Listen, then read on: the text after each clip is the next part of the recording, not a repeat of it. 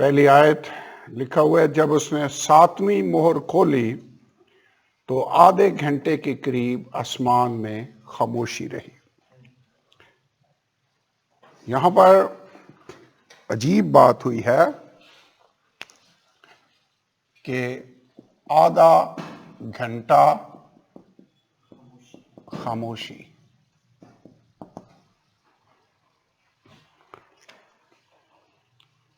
اور میں نے ان 7 فرشتوں کو دیکھا جو خدا کے سامنے کھڑے رہتے ہیں، انہیں 7 نرسنگے دیے گئے۔ اب یہ بات یاد رکھنی ہے کہ یہودیوں کی ایک روایت ہے، ٹریڈیشن ہے کہ خدا کے 7 فرشتے اس کے سامنے کھڑے رہتے ہیں۔ یہ حوالہ شاید اسی روایت کی کنفرمیشن ہے کہ اس نے 7 فرشتوں کو دیکھا۔ اب جہاں تک خاموشی کی بات ہے، اس پر اگر آپ غور کریں تو آسمان میں پرستش کتنی ڈیوریشن کے لیے ہوتی ہے؟ کتنی دیر کے لیے؟ دن رات بغیر آرام لیے۔ کروبی ہیں، سرافیم ہیں، وہ قدوس قدوس قدوس رب الافواج ہے، دن رات بائبل میں کیا لکھا؟ بغیر آرام لیے یہ کہتے رہتے ہیں۔ لیکن عجیب بات ہوئی کہ آدھے گھنٹے کے لیے یوحنا کو جب 7ویں مہر اس نے کھولی تو ٹوٹلی سائلنس اس کو سنائی دی، کوئی چیز اس کو آواز نہیں سنائی دے رہی۔ I don't know، مجھے نہیں پتا اس کا مطلب کیا ہے، خاموشی رہی تو کیوں رہی؟ why؟ شاید اس لیے کہ جو زمین پر رہنے والے ہیں ان کی دعائیں سنی جا سکیں، I don't know۔ لیکن خاموشی ایک چیز ہے، کئی دفعہ بہت بڑا طوفان آنے سے پہلے لگتا ہے کہ وقتی طور پر ٹوٹل خاموشی چھا جاتی ہے، لیکن حقیقت میں وہ خاموشی ہوتی نہیں ہے، وہ بہت بڑے طوفان کا پیش خیمہ گنی جاتی ہے۔ خاموشی کے بارے میں غور کر رہا تھا، سوچ رہا تھا کہ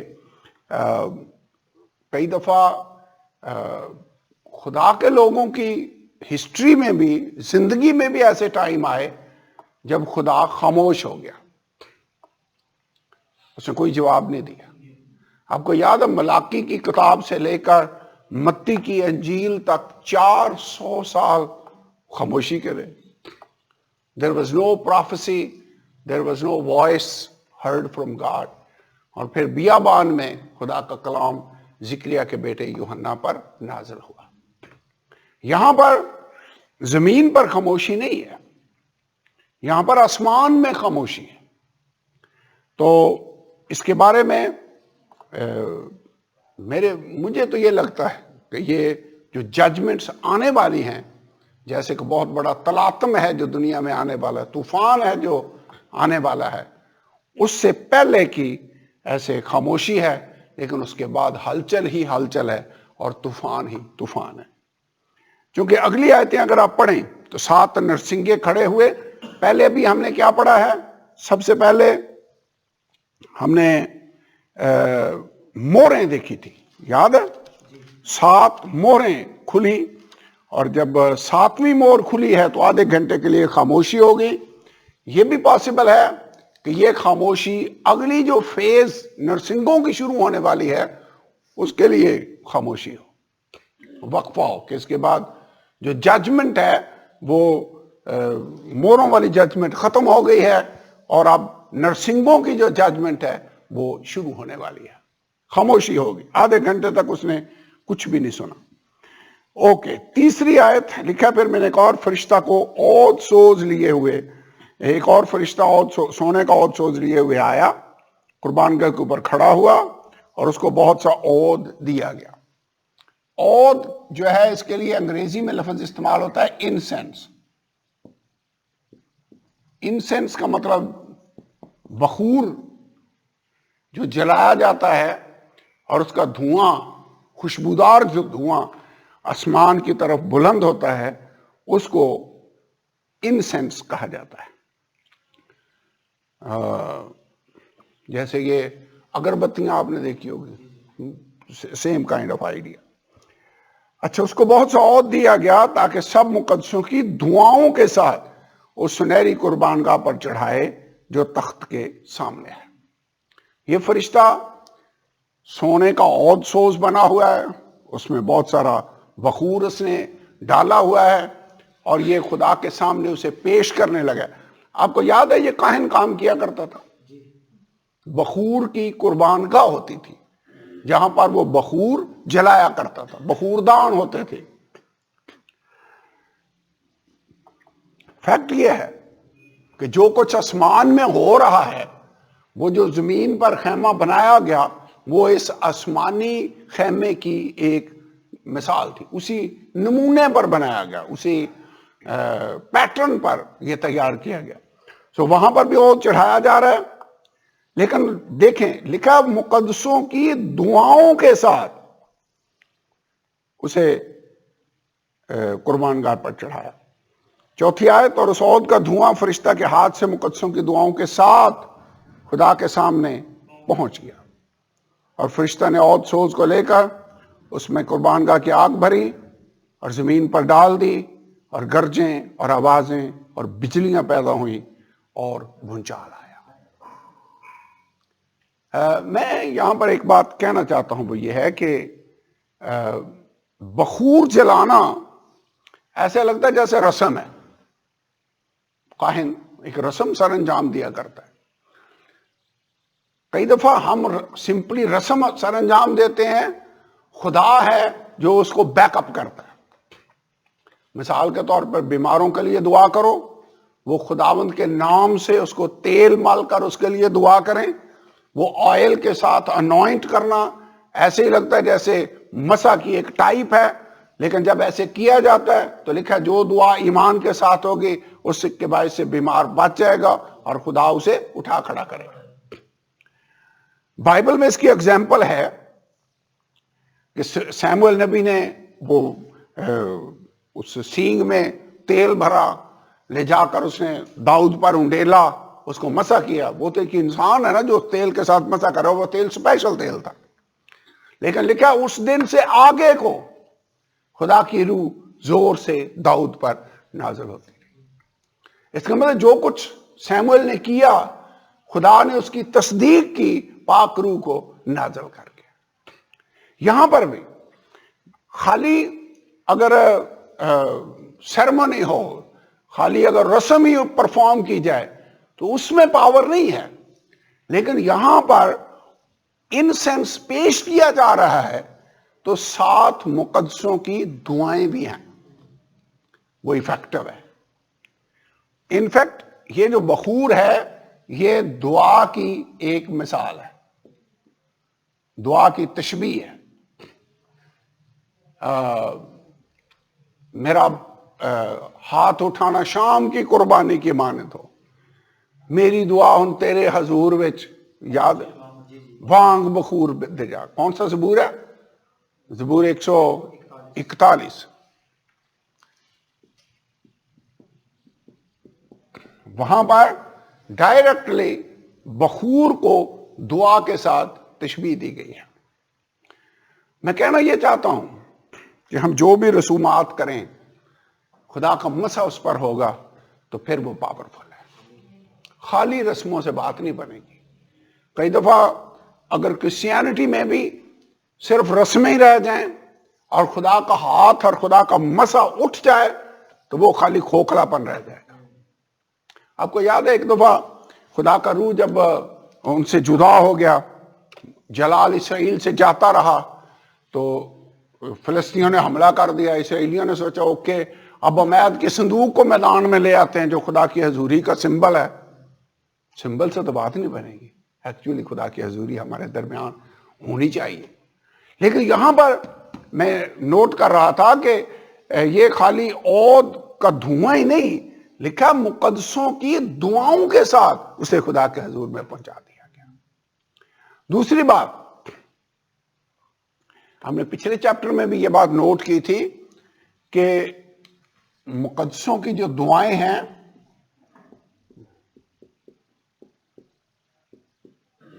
خدا یاد رکھتا ہے. بلکہ انہیں قیمتی برتنوں میں سٹور کرتا ہے.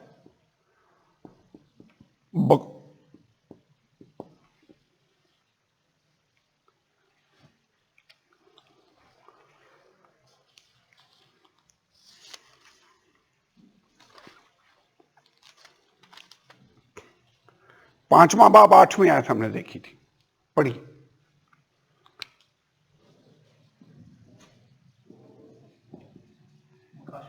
جی. جب اس نے کتاب لے لی تو وہ چاروں جاندار اور 24 بزرگ اس برا کے سامنے گر پڑے, اور ہر ایک کے ہاتھ میں بربط اور عود سے بھرے ہوئے سونے کے پیالے تھے. یہ مقدسوں کی دعائیں ہیں. اب یہاں تو بڑا کلیئر ہی لکھا ہوا ہے نا کہ عود سے بھرے ہوئے پیالے کس چیز کو ظاہر کرتے ہیں؟ مقدسوں کی دعاؤں کو. کئی دفعہ ہم دعا کرتے ہیں, مجھے نہیں پتا آپ کو یہ تجربہ ہوا ہے یا نہیں ہوا ہے, ہم دعا کرتے ہیں, ہمیں فوری طور پر اس کا جواب نہیں ملتا. ہم سوچتے ہیں پتہ نہیں خدا نے دعا سنی بھی ہے یا نہیں سنی, دعا ہماری شاید ہوا میں ہی تحلیل ہو گیا. نو نو نو, جو دعائیں خدا کے لوگ کرتے ہیں خدا ان کو ضائع نہیں ہونے دیتا, بلکہ ان کو سونے کے پیالوں کے اندر سٹور رکھتا ہے جو عود ظاہر کر رہا تھا. ہماری دعائیں ضائع نہیں ہوتی. اگر آپ کو فوری طور پر دعا کا جواب نہیں بھی ملا تو یاد رکھیں دعا ویسٹ نہیں ہوئی. ایک سٹیج آئے گی جب خدا آپ کی دعا کو یاد کرے گا اور اس کا جب ٹائم ہوگا تو اس کا جواب دے گا. آپ کو یاد ہے خدا کا بندہ کورنیلیس پتہ نہیں کتنی دیر دعا کرتا رہا. ایک دن فرشتہ آیا, اس نے کہا کورنیلیس تیری دعا اور خیرات خدا کے حضور یادگاری کے لیے پہنچ گئی خدا کے ساتھ. یہ بات میرے لیے بڑی انکریجمنٹ کی باعث ہے کہ کئی دفعہ میں فوری دعا کا جواب نہیں ملتا, لیکن اس کا یہ مطلب نہیں کہ ہماری دعا رائے گاں گئی ہے. ہماری دعا قیمتی ہے اور خدا اس کو سونے کے پیالوں میں رکھتا ہے. اور سونے کے پیالوں میں یہ مقدسوں کی دعائیں ہیں, دعائیں قیمتی ہیں. تو آئیے ایمان کے ساتھ دعا کریں کہ خدا سن رہا ہے. ہمارے الفاظ خالی الفاظ ہی نہیں ہیں. آپ کو یاد ہے دانیل جب دعا کرنے لگا خدا کا فرشتہ آیا, اس نے کہا دانیل تو عزیز مرد ہے اور تیری باتوں کے سبب سے میں آیا ہوں. تیری باتوں کے سبب سے, اٹ مینز مقدسوں کے منہ سے نکلی ہوئی باتیں جو دعا کی صورت میں نکل رہی تھی اس دن دانیل کے منہ سے, وہ بڑی ویلیویبل, وہ فرشتوں کو نیچے لانے کا باعث بن جاتی ہیں. سو دعائیں خدا یاد بھی کرتا ہے, یعنی دعائیں خیرات خدا کے حضور یادگاری کے لیے پہنچی. ایک اور ایگزامپل, اور یوں ہوا کہ سدوم اور عمورہ کو برباد کرتے وقت خدا نے ابراہیم کو یاد کیا, کیونکہ ابراہیم سدوم اور عمورہ کے لیے یاد ہے دعا کر رہا تھا. خداوند اگر تجھے یہاں 50 راست باز مل جائیں تو کیا تو ان کو چھوڑ دے گا؟ یاد ہے ابراہیم کی دعا؟ خدا یہ دعا بھول گیا ابراہیم کی؟ یوں ہوا کہ سدوم اور عمورہ کو برباد کرتے وقت خدا نے ابراہیم کو یاد کیا. یوں کہہ لیں ابراہیم کی دعا کو یاد کیا اور لوط کو بچا دیا, بیکاز آف ابراہیم's پریئر. تو یہاں پر سنہری قربان گاہ ہے, بہت سا عود سوز ہے, خدا کے سامنے پیش کیا جا رہا ہے, اور لگتا یہ ہے پیش جب کیا جا رہا ہے تو مقدسوں کی دعائیں خدا دیکھ رہا ہے, یاد کر رہا ہے اور ان کا جواب دے رہا ہے. تو لکھا یہ بہت سے مقدسوں کی دعاؤں کے ساتھ خدا کے سامنے پہنچ گیا, اور اس کا رزلٹ یہ نکلا کہ اس فرشتے نے اسی عود سوز میں قربان گاہ کی آگ بھری جس میں عود تھا, تو اور اس سے آگ بھر کر زمین پر انڈیل دی, اور اس کے رزلٹ میں زمین پر گرجیں اور آوازیں اور بجلیاں پیدا ہو رہی تھی. وہاں سے ہی بجلیاں, آوازیں اور گرجیں پیدا ہونا شروع ہو گئی, جو مجھے لگتا ہے قدرتی آفات اور ججمنٹس کا سائن ہے. خدا مقدسوں کی دعاؤں کا جواب دیتا ہے, دیتا ہے. آپ کو یاد ہوگا پچھلے چیپٹر میں ہم نے پڑھا تھا 6 باب میں قربان گاہ کے نیچے ان لوگوں کی روحیں میں نے دیکھی جن کے سر یسوع کی گواہی دینے کے سبب سے کاٹے گئے تھے، اور وہ کہہ رہے تھے اے خداوند تو کب تک ہمارے خون کا بدلہ زمین کے رہنے والوں سے نہ لے گا؟ خدا یہاں لگتا ہے مقدسوں کی دعاؤں کا شاید انہی دعاؤں کا جواب دینے لگا ہے، ججمنٹ آنے لگی ہے۔ دیکھیں کیسی ججمنٹ آتی ہے، پڑھتے 6 آیت۔ گرجیں، آوازیں، بجلیاں پیدا ہوئیں اور بھونچال آیا۔ یہ ویسے ہیں کیا؟ نیچرل ڈیزاسٹر، قدرتی آفات۔ 6 آیت، اور وہ 7 فرشتے جن کے پاس وہ 7 نرسنگے تھے پھونکنے کو تیار ہوئے۔ اس سے پہلے کہ ہم آگے بڑھیں، نرسنگے کے بارے میں تھوڑی سی بات آپ کو بتانا چاہتا ہوں۔ آج کل سوشل میڈیا ہے، ہم سمپلی واٹس ایپ پر میسج بھیج دیتے ہیں، سب تک میسج پہنچ جاتا ہے کہ کلاس ہوگی یا نہیں ہوگی، چھٹی ہے یا نہیں ہے۔ اسرائیلیوں کو اگر جمع کرنا ہے تو اس کا طریقہ ہی ہوتا تھا نرسنگا بجایا جاتا تھا۔ تو خدا کے مقدسوں کو جمع کرنا کیا ہوتا تھا؟ نرسنگا۔ اس کے لیے کیا بجایا جاتا؟ نرسنگا۔ بائبل کے اندر لکھا ہے فلاں ملک نے حملہ کر دیا، جدعون نے نرسنگا پھونکا۔ نرسنگا کس چیز کو ظاہر کر رہا تھا؟ کال ٹو وار، لڑائی کے لیے اکٹھے ہو جاؤ،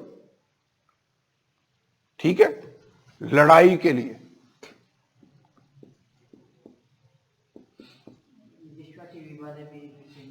بالکل، یعنی سمپلی نرسنگا بجا کر لوگوں کو جنگ کے لیے کال کیا جاتا تھا، نرسنگا بلا کر مقدسوں کا مجمع اکٹھا کیا جاتا تھا۔ نرسنگا بجاتے تو بنی اسرائیل کوچ کرنا شروع کر دیتے تھے، یاد ہے؟ کوچ، جب کسی جگہ پر رکنا ہے پھر نرسنگے بجاتے، اور نرسنگوں کے ڈیفرنٹ سٹائل تھے۔ اگر روک روک کر وہ بجاتے ہیں تو اس کا مطلب کچھ اور تھا، جب سانس باندھ کر زور سے بجا رہے ہیں اس کا مطلب کچھ اور ہوتا تھا۔ تو یہ پوری ایک سٹڈی ہے۔ لیکن کئی دفعہ جدعون کی بات ابھی ہو رہی ہے، جدعون اور اس کے ساتھ کے لوگ 300 لوگوں نے نرسنگے پھونکے۔ یہ دشمن کی صفوں میں ہلچل مچانے کے لیے تھے کہ جنگ شروع ہو گئی۔ نرسنگے، یہاں پر خدا کے فرشتے ہیں جو نرسنگے پھونک رہے ہیں۔ یہ کس چیز کو پھر ظاہر کر رہا ہے؟ مجھے لگتا ہے یہ آنے والی آفتوں کے سٹارٹ ہونے کو ہی ظاہر کر رہا ہے کہ نرسنگا پھونکا جا رہا ہے، اب اگلی آفت شروع۔ کیوں جی؟ سینس بنتی ہے؟ مجھے تو لگتا ہے کہ یہ اس کا مطلب ہے۔ سو یہ 7 فرشتے نرسنگے پھونکنے کو تیار ہوئے۔ نرسنگے کا مطلب تھا جنگ کے لیے کال، دشمن کو پینک کرنا جیسے جدعون نے کیا، یا خدا کے لوگوں کو جمع کرنا۔ یہی ریزن ہے جب یسوع آئے گا اور مقدسین جمع ہوں گے تو کیا لکھا ہوا ہے؟ خدا خود آسمان سے للکار، مقرب فرشتے کی آواز اور خدا کے نرسنگے کے ساتھ اتر آئے گا۔ اس کا مطلب کیا ہے؟ کلیسیا جمع ہو جاؤ، جانے کا وقت آ گیا، کوچ کا وقت آ گیا، ٹائم ٹو گو۔ نرسنگے کا یہ مطلب ہے۔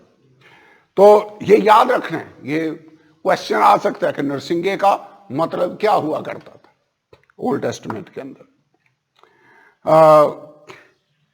7 فرشتے جن کے پاس نرسنگے تھے پھونکنے کو کھڑے ہو گئے۔ 7ویں آیت، جب پہلے نے نرسنگا پھونکا تو خون ملے ہوئے اولے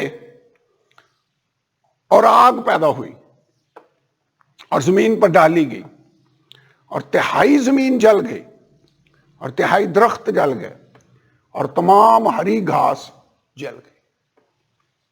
یہ کیا ہے؟ پہلا نرسنگا پھونکا گیا ہے تو آفت شروع ہو گئی۔ اس آفت کے نتیجہ میں زمین کے اوپر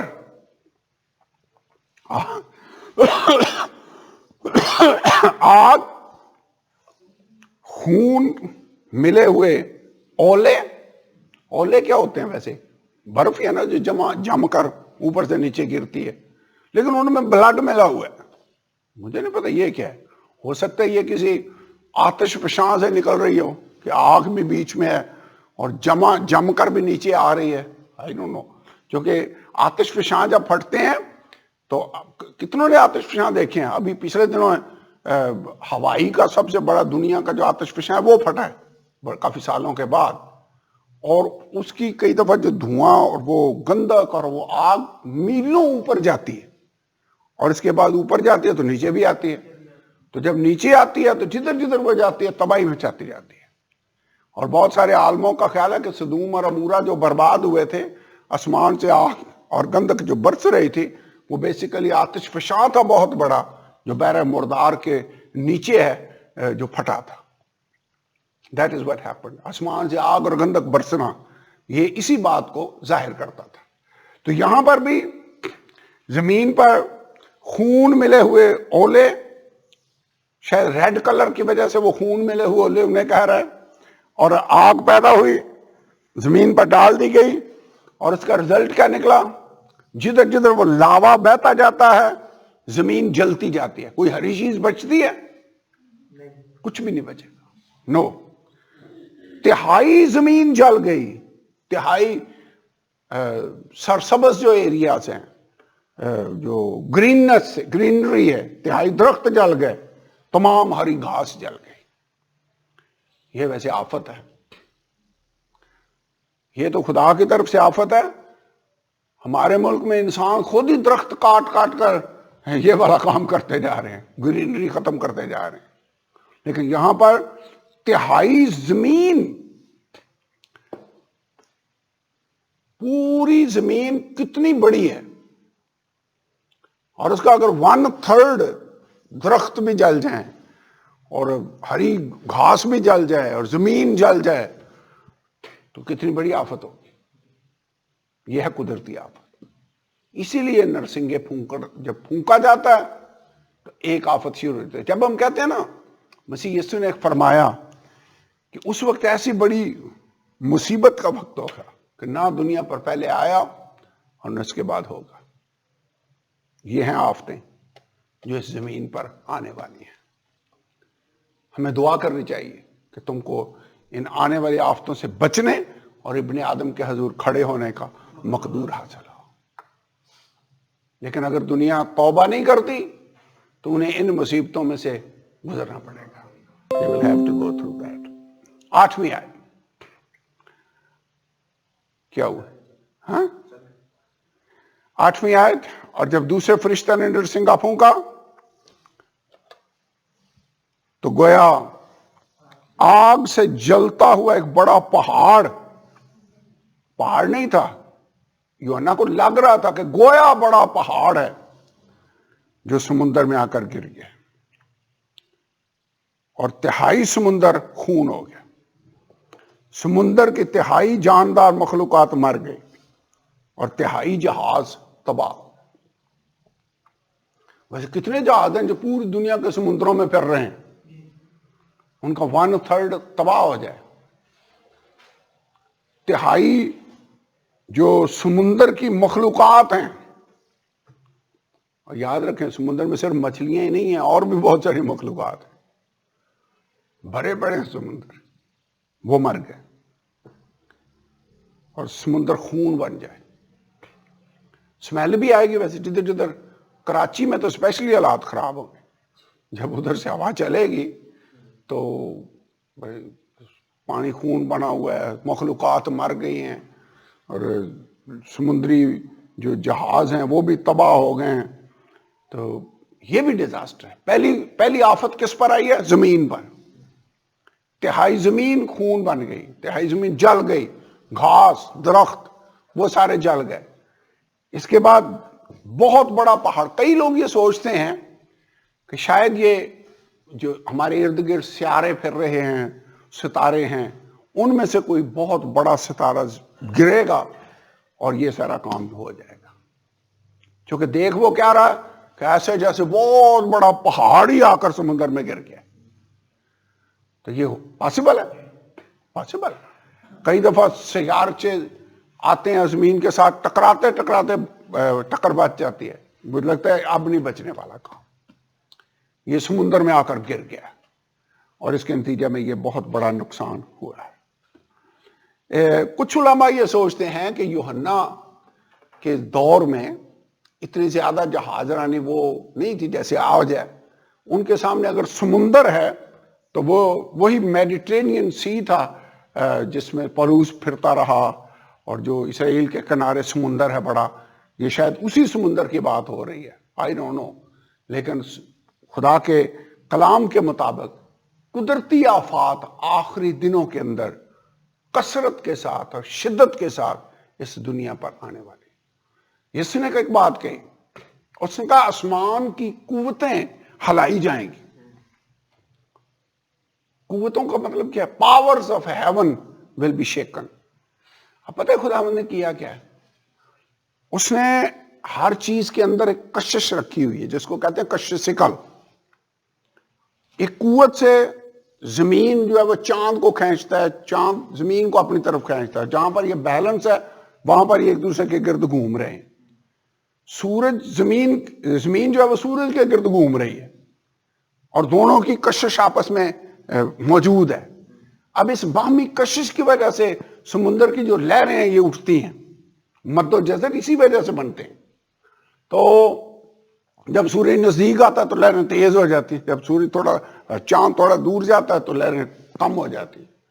तो कहना मैं ये चाह रहा हूं कि जब ये कुव्वतें डिस्टर्ब होंगी तो फिर ये एक दूसरे के साथ टकराएंगे, और जब टकराएंगे तो ये कुदरती आफात के नतीजा में तबाही और हलाकत जमीन पर आएगी। तिहाई जमीन जल गई, तिहाई समुंदर का काम हो गया। 10वीं आयत, जब तीसरे फरिश्ता ने नरसिंगा फूंका तो एक बड़ा सितारा मशल की तरह जलता हुआ आसमान से टूटा। ये तो डेफिनेटली आसमानी सितारा है। क्यों जी? बड़ा सितारा आसमान से टूटा है और ऐसे जलता हुआ आ रहा है जैसे मशल जलती है, और तिहाई दरियाओं पानी के चश्मों पर आ पड़ा। पहले जमीन जली, ग्रीनरी गई, इसके बाद समुंदर की मखलूकात और जहाजों का नुकसान हुआ, समुंदर का पानी खून बन गया, और अब जो पीने वाला पानी था पहाड़ों और चश्मों के ऊपर ये सितारा आकर गिरा। तो लिखा हुआ है उस सितारे का नाम नागदूना कहलाता है। नागदूना का मतलब है बिटर, कड़वा, कड़वाहट, बिटरनेस। तो इसका नाम नागदूना कहलाता है, और तिहाई पानी नागदूना की तरह कड़वा हो गया, और पानी के कड़वा हो जाने से बहुत से आदमी मर गए। ये लिखा कड़वा हो गया, मुझे पता क्या लगता है? जहरीला हो गया, पॉइजनस। जब वो आकर गिरा है समुद्रों के पानी में और दरियाओं और चश्मों के पानी में, जो लोग पीते हैं तो वो पोल्यूटेड हो गया पानी।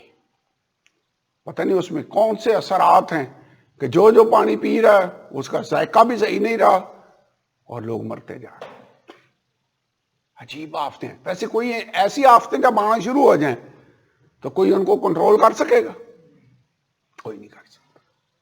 इनकी, इसीलिए मैं शुरू में कह रहा था ये नेचुरल डिजास्टर्स हैं, कुदरती आफात। ओके, 12 आयत। और जब चौथे फरिश्ते ने नरसिंगा फूंका तो तिहाई सूरज और तिहाई चांद और तिहाई सितारों पर सदमा पहुंचाया, यहां तक कि उनका तिहाई हिस्सा तारीक हो गया, और तिहाई दिन में रोशनी ना रही, और इसी तरह तिहाई रात में भी। ये आयतें जब मैं पढ़ रहा था तो मैं सोच रहा था कि ये जो निज़ाम शमसी है, ये जो सितारों सैयारों का निज़ाम है, ये तो लगता हलाया जाना सारा। आसमान की कुव्वतें हलाई जाएंगी। लिखा आसमान ऐसे लपेटा गया जैसे तुमार लपेट देते हैं, ऐसे हो जाए। بہت بڑا سخت ٹائم ہے جو اس دنیا پر آنے والا ہے. اور سورج تہائی تاریک، چاند بھی روشنی نہیں دے رہا، تہائی ستاروں پر بھی صدمہ پہنچ رہا ہے. تو یہ لگتا نہیں ہے کہ پوری کائنات کا نظام ہی آپس میں ٹکرا رہا ہے، جیسے کنٹرول ہی کوئی نہیں رہا. یہ ہے اس آیت کا مطلب، آسمان کی قوتیں ہلائی جائیں گی. The powers of heaven shall be shaken. Shake جب ہوں گی، ایک جگہ پر لکھا ہوا ہے کہ ستارے اس طرح زمین پر گر رہے تھے جیسے انجیر کے درخت سے کچے انجیر گرتے ہیں، کوئی ہلائے تو ایسے نہیں گرتے. یہ کنڈیشن ہوگی. بڑا ستارہ سا آ کر دریاؤں چشموں کے اوپر گر گیا. ایسے آپ چاہیں گے ایسے حالات میں اس دنیا میں رہنا؟ کوئی بھی نہیں چاہے گا. اسی لیے تو لوگوں نے پچھلے چیپٹر میں ہم نے پڑھا 6 باب کے اندر کہ لوگ چٹانوں اور پہاڑوں سے آ کر کہنے لگے ہم پر گر پڑو اور ہمیں برا کے غضب سے بچا لو. آپ پڑھیں 13 آیت، آخری آیت پڑھیں. ابھی تک ہم نے 4 نرسنگوں کی ججمنٹ دیکھی ہے. جب میں نے پھر نگاہ کی تو آسمان کے بیچ میں ایک عقاب کو اڑتے اور بڑی آواز سے یہ کہتے سنا کہ ان 3 فرشتوں کے نرسنگوں کی آوازوں کے سبب سے جن کا پھونکنا ابھی باقی ہے، زمین کے رہنے والوں پر افسوس افسوس افسوس.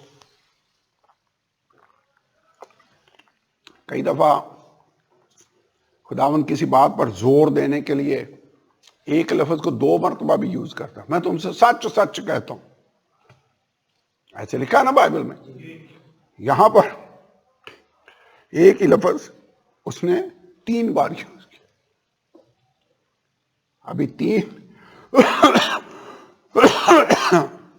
ابھی 4 نرسنگیں ہو ہیں، 3 باقی ہیں. وہ اس قدر ہولناک ہیں، اس قدر دردناک سین ہوگا ان کے نرسنگیں پھونکنے کے بعد، یعنی ججمنٹ جو آنے والی ہے، کہ زمین پر رہنے والوں کے لیے افسوس ہے، افسوس ہے، افسوس ہے.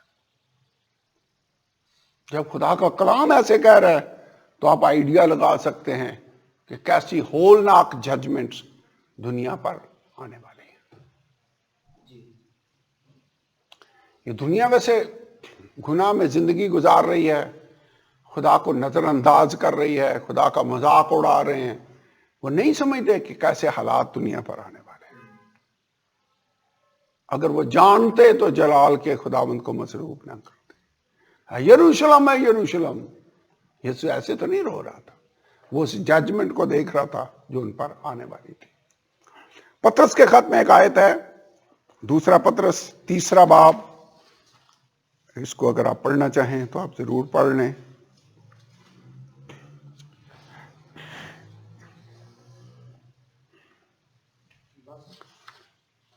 2 پطرس 3 باب 10 سے 12 آیت. لیکن خداوند کا دن چور کی طرح آ جائے گا. اس دن آسمان بڑے شور و غل کے ساتھ برباد ہو جائیں گے اور اجرام فلک حرارت کی شدت سے پگھل جائیں گے اور زمین اور اس پر کے کام جل جائیں گے. جب یہ سب چیزیں اس طرح پگھلنے والی ہیں تو تمہیں پاک چال چلن اور دینداری میں کیسا کچھ ہونا چاہیے، اور خدا کے اس دن کے آنے کا کیسا کچھ منتظر اور مشتاق رہنا چاہیے، جس کے باعث آسمان آگ سے پگھل جائیں گے اور اجرام فلک حرارت کی شدت سے گل جائیں گے. 2 پطرس 3 باب 10 آیت سے 12 آیت. پطرس کیا کہتا ہے؟ خداوند کا دن آنے والا ہے. خداوند کے دن کا مطلب ہے خدا کے غضب کا دن. Day of the terror of the lord. اس دن کیسا ہوگا؟ آسمان بڑے شور و غل کے ساتھ برباد ہو جائیں. یہ ویسے لگتا نہیں ہے یہ سیارے زمین سورج یہ لگتا ہے ایک دوسرے کے ساتھ ٹکرانے ہیں. آسمان شور و گل کے ساتھ برباد ہو جائیں گے. آگے کیا لکھا ہے؟ اجرام فلک. اجرام فلک کا مطلب یہ جو ستارے سیارے آپ کو موو کرتے نظر آتے ہیں، مریخ اور مشتری اور زمین اور چاند اور سورج، یہ والے اجرام فلک حرارت کی شدت سے پگھل جائیں گے. ہیٹ ہوگی، ٹکرائیں گے تو ہیٹ ہوگی مجھے لگتا ہے، اور زمین اور اس پر کے کام جل جائیں گے. جب یہ سب کچھ اس طرح جلنے والا ہے تو ہمیں کیسا پاک ہونا چاہیے. 12 آیت میں لکھا ہے خدا کو اس دن کا کیسا منتظر رہنا چاہیے جس دن آسمان آگ سے پگھل جائیں گے اور اجرام فلک حرارت کی شدت سے گل جائیں گے. ایسی آگ ہے درختوں پر، گھاس پر، سمندروں پر، پہاڑوں پر، پانیوں پر. ایسی ججمنٹ ہے جو آنے والی ہے.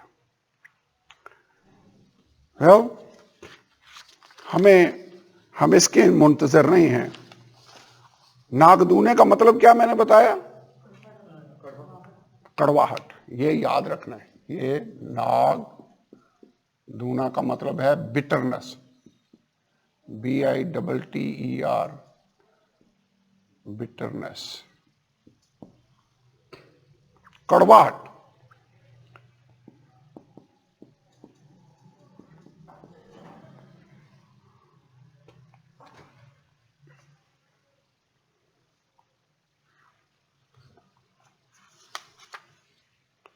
متی کی انجیل 24واں باب، ایک آیت اور پڑھ لیں، 29ویں آیت، 29.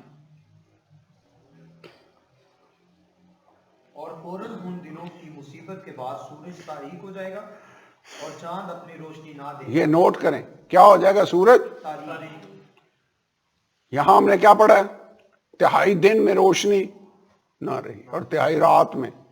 چاند نے بھی روشنی نہیں دی. روشنی نہ دے گا، اور ستارے آسمان سے گریں گے اور آسمانوں کی کوبتیں ہلائی جائیں گی. اور اس وقت ابن آدم کا نشان آسمان پر دکھائی دے گا، اور اس وقت زمین کی سب قومیں چھاتی پیٹیں گی، اور ابن آدم کو بڑی قدرت اور جلال کے ساتھ آسمان کے بادلوں پر آتے دیکھیں گی، اور وہ نرسنگے کی بڑی آواز کے بس ساتھ. اتنا کافی ہے. آسمان کی قوتیں ہلائی جائیں گی، سورج روشنی نہ دے گا، چاند بھی تاریک ہو جائے گا. یہ ہیں وہ دن جو آنے والے ہیں. اور میں صرف ایک ہی لفظ میں اگر آپ اس کو دیکھنا چاہیں تو اس کو آپ کہہ سکتے ہیں قدرتی آفات. یہ مجھے کئی دفعہ سائنٹسٹ سوچتے ہیں کہ شاید جو بہت بڑی نیوکلیئر ایٹمی طاقت دنیا کے اندر ہے وہ جب چلے گی تو ایسی تباہی، ویسے وہ بھی ہو سکتا ہے، اس سے بھی بڑی تباہی آئے گی، کیونکہ وہ جب ایک بم چلتا ہے تو ایسا اس کا شعلہ نکلتا ہے کہ پورے ایریے کو جلا کر رکھ دیتا ہے. وہ بھی تباہی کا باعث ہے. لیکن یہاں تو ایک بڑا پہاڑ آ کر گر رہا ہے سمندر کے اندر، پہاڑوں کے اوپر. ہو سکتا ہے یہ بڑے بڑے بام ہوں، مجھے نہیں پتا یوحنا کیا دیکھ رہا تھا، لیکن اتنا میں کہہ سکتا ہوں کہ یہ آنے والی بہت بڑی تباہی دیکھ رہا تھا. آئیے دعا کریں، خدا کے حضور میں ہم کھڑے ہوں.